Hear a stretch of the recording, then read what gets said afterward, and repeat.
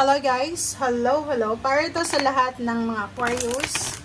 Aquarius, welcome dito sa aking channel, Kapalaran 888. Alamin natin kung anong messages, vibration, gabay energy. Tingnan natin. Para ito sa lahat ng Aquarius. Okay, number 13. 1 plus 3 is 4. Divine Feminine is step into your power. Ooh. Alam mo to, lumabas to last year para sa mga Aquarius. Nakikita ko sa inyo dito yung babaeng Aquarius na gustong mabuntis, gustong magkaroon ng anak, may mga menstrual problems, mga reproductive organ problem. Sinasabi sa'yo dito, huwag kang mag-alala kasi magiging balance na siya. Kasi kung makikita mo yung numbers, 1 plus 3 siya. Kahit 13 yan, 4 pa rin yan. So, kung may mga imbalances ka sa iyong divine feminine, tungkol sa pagkababae mo, kung lalaki ka naman, sa nanay mo, or sa kapatid, or sa asawa mo, dito sinasabi na huwag kang mag-alala kasi magkakaroon ng balance. Okay? Inner wisdom. You know what to do. Alam mo daw kung ano yung gagawin mo. Makinig ka sa sinasabi ng iyong intuition, magtiwala ka sa iyong inner wisdom, and gawin mo yung actions, wag mo nang patagalin pa. Pwede yun, no? Like, for example, alam mo kung anong gagawin mo para Athena, inner wisdom. May kaalaman ka. Like, halimbawa, may mga masasakit kayo sa puso nyo dahil sa menstruation or kung ano pa man na reproductive problems, may alam kayong solusyon, di ba? So, sinasabi dito, habang alam mo na, habang maaga pa, gawin mo na ng desisyon. Kung alam mo naman na nasa tama ka, kung alam mo naman na okay naman yung solusyon na gagawin mo.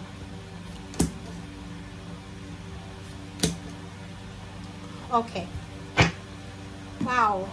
The morning, Queen of Cups and Two of Cups, 0 the Fool, 5 of Cups. So, ang makikita mo dito is ito yung mga magsisimula. Unang-una, yung 5 of Cups dito, meron sa inyo ditong regrets.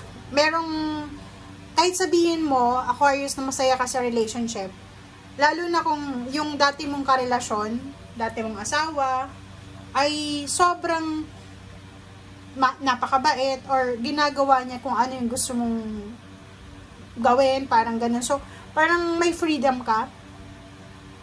Nakikita ko sa'yo dito na hindi pa huli ang lahat. Okay? Kung halimbawa nakakaranas ka ngayon ng stagnation, emotional problems, emotional stress, physical health, or mind stress, or anything na stressful, sinasabi sa'yo ng morning. So, yung morning na yan is new beginnings, transformation, usaping relationship, pamilya, kaibigan, emotion. So, kaya mong kontrolin yung emotion mo sa ngayon.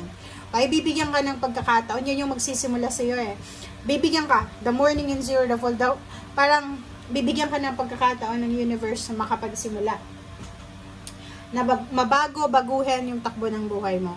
Ang Two of Cups na ito, relationship. Kung hindi naging maganda yung takbo ng relationship mo, dahil sa hindi ka makamove on sa past mo, nasa-sacrifice yung current relationship mo, dito sinasabi na huwag kang mag-alala kasi mayroong possibilities na posibleng magkaayos kayo ng karelasyon mo. Ang iba naman dito, pamilya. Pwedeng may Aquarius na babae o lalaki ka na hindi kayo magkasundo ng nanay mo. Or pwedeng kung wala ka ng nanay, kapatid na babae, or pwedeng, ano bang tawag ng hipag? Katrabaho, boss na babae, parang ganun. So, nakikita ko na posible kayong mag-usap, magkaroon kayo ng time, ng chance para mag-usap matapos, and then, maayos lahat ng mga dapat ayusin. Okay? Ang ganda.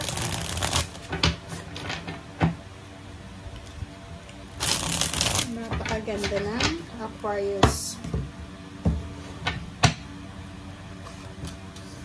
Okay, 4 of Cups. Nakakaloko yung 4 of Cups dito.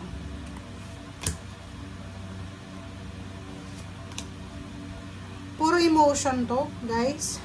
Masyado kang magiging emotional ngayong new moon in Pisces. Nasa Pisces talaga yung energy mo. Aquarius, nakikita ko sir dito, merong talagang hormonal imbalances ba to? Or talagang kailangan ng balance sa buhay mo? May nakikita tayo ditong umiiyak gabi-gabi. Nandito yung King and Queens of Cups. Kulang sa balance. Yung yin and yang is tabingi. Parang ganon. So, nakikita ko sir dito na may hinihintay ka. Pwedeng may hinihintay ka or hindi ka masaya, nag-aalala ka, or yun, worried ka, hindi mo alam kung ano yung gagawin mo because, ano ba, maraming expectation ka na hindi nangyari. Okay? Yung parang ganun, hindi ka masaya kasi unang-una, yung in-expect mo ay taliwas doon yung nangyari. Diba? Wait lang guys, kasi meron, nakita niyo ba? Okay, wait lang. Ano ba yan?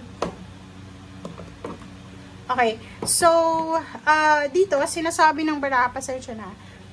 Sinasabi sir dito na,